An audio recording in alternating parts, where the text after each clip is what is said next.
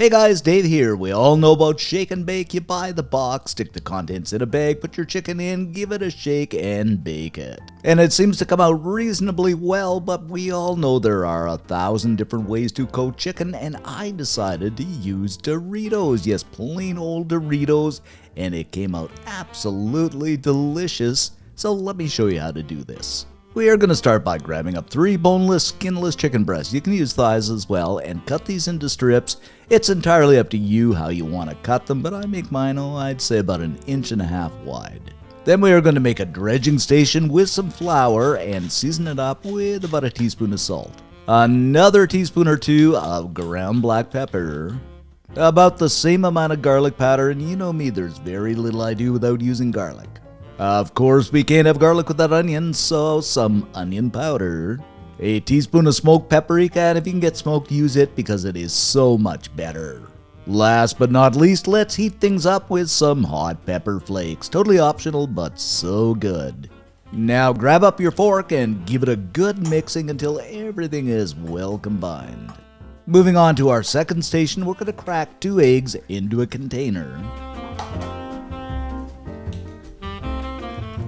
Follow it up with a splash of milk, I'd say about a tablespoon. And beat till it becomes a little bit on the frothy side. Next up, the star of the show, a bag of zesty, cheesy Doritos. So I am going to slip these into the chute of my food processor. And once again, this video has been brought to you by the good folks over at Magiccos.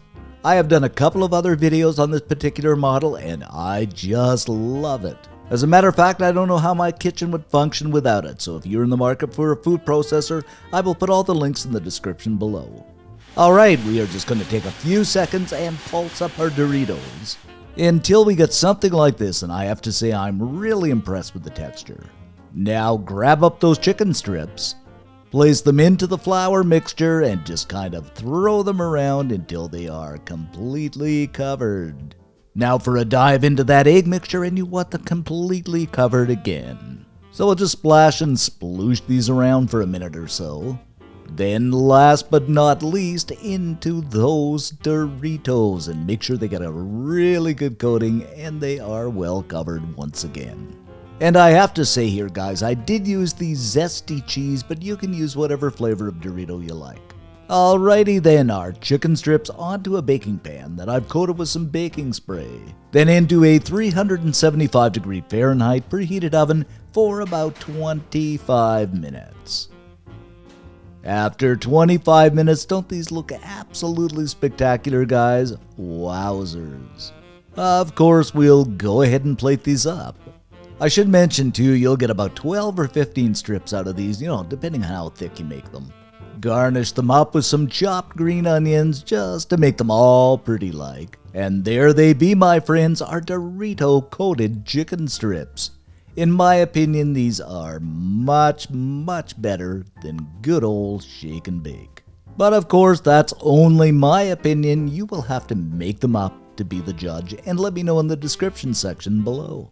Dorito coated chicken strips, ever so cute and tasty. And let's just cut into this and see what we have. Don't they look amazing? The chicken is done perfectly.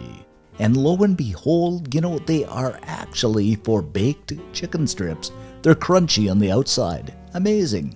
Go ahead and dip these into some ketchup or honey mustard or whatever sauce you like, and the taste is just amazing. Believe me, your family, friends, and dinner guests will just go wild.